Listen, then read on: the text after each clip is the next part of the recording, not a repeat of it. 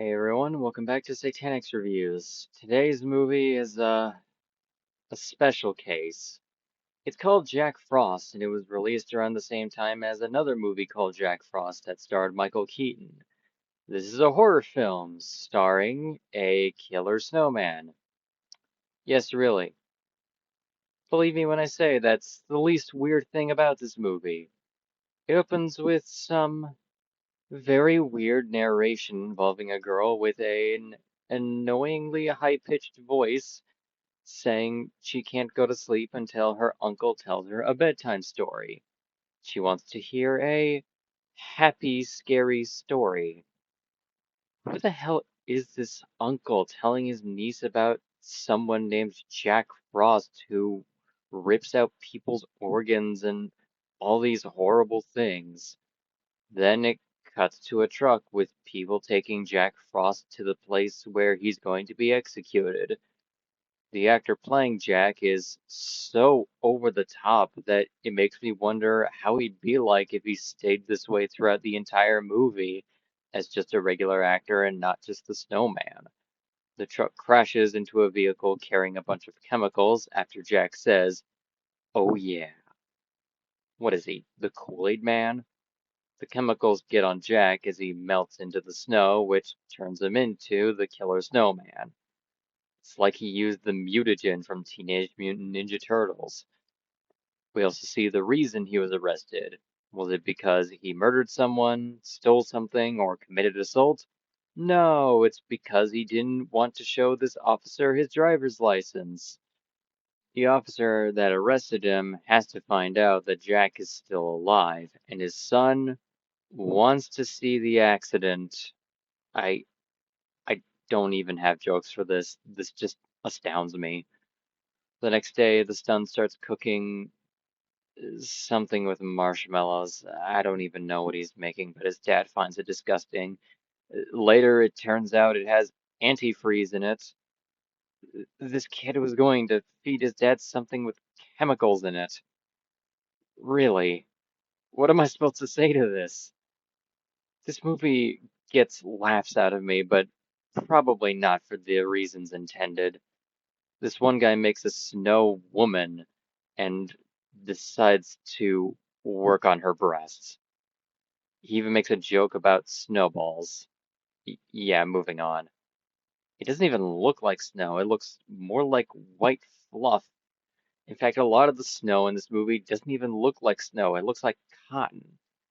Either way, the FBI is trying to find out about Jack's supposed disappearance as they right away figure out he's still alive.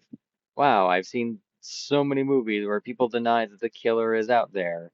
It's always Jason's dead, you're just crazy thinking he's still out there, or Freddy Krueger's dead, so stop worrying. Then again, I don't think those movies said, hey, look at the bright side. At least your thing you created that led to our killer being set on the loose on the world actually works without any of it being tested yet.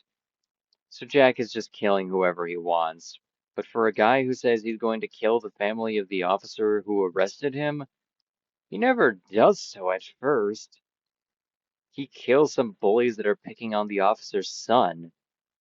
It's so clumsily edited and the music is so light-hearted with the son just saying, I didn't do that.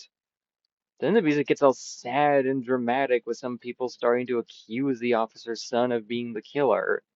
This goes absolutely nowhere. By this point, we see the snowman actually moving and wow, it it looks so silly. I mean, it's a killer snowman for God's sake. Of course, I know it's going to look silly, but they didn't even try with this one. The only creative aspect about this model is he has icicles for teeth, but that's about it. Admittedly, the other characters are pretty generic. It's mostly Jack Frost himself that makes this movie so goofy and nonsensical. There are other things like the lighting in some shots and weird camera works, but Jack himself is the star of the show. With that said, yeah, let's describe this movie further. How about this one scene where the guy accusing the officer's son yells at his daughter for going to see her boyfriend, and his wife says, She's talking back to you because she's upset. Yeah, thanks for that information. Also, what does Jack do when he's got an axe? Shoves the handle down his throat to impale him. I'm actually surprised this kill doesn't have a Shining reference. No, instead he says, I only axed you for a smoke. Yeah, get used to Jack talking a lot in this movie, and with a lot of bad jokes. I think they wanted to make him like Freddy in the Nightmare on Elm Street sequels, but it's even sillier here.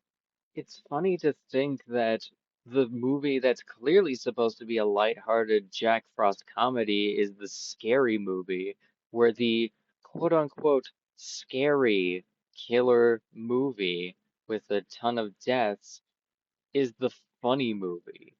Just, you know, not for the intended reasons. To this day, I still can't tell whether this movie is supposed to be a comedy or not.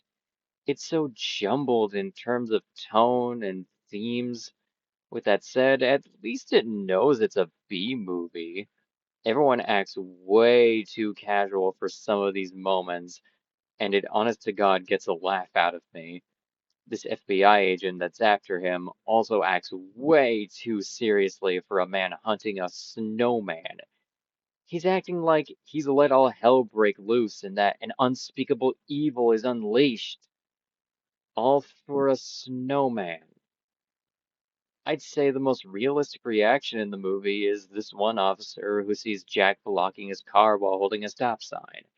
And he looks away, Jack melts, and the officer just says, Yeah, okay. That's basically the reaction I'd have. Then we get that obligatory teenagers need to pork scene that you see in so many horror films. This time they play a bit of 12 Days of Christmas while they're getting undressed. Not to mention the music abruptly being interrupted at some point. There's also a shower scene with the girl being murdered in the shower like it's Alfred Hitchcock's Psycho. This death is probably the craziest and most bizarre in the movie. The last 45 minutes of this movie are just non-stop insanity, with the entire police force fighting an evil snowman. Seriously, think about all the stuff I'm saying. When am I ever going to say weird, random crap like this? Even saying the name Jack Frost during a suspenseful scene just isn't going to make things any more dramatic. It sounds silly. Apparently he's weak to blow dryers, but even that can't kill him. It's just kind of annoying for him. Even when he's blown up in flames, he just comes back with his limbs all in the wrong places as he says, Look, Ma, I'm a Picasso. You just wait until I put myself back together.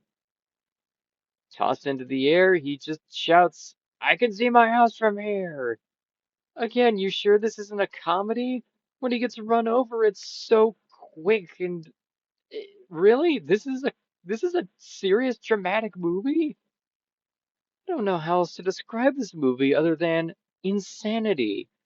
I can go on and on about the crazy moments in this film, but you need to see it to believe it. If the idea of a killer snowman movie sounds like something you have to see just to find out how crazy and bizarre it gets, you'll get your fill.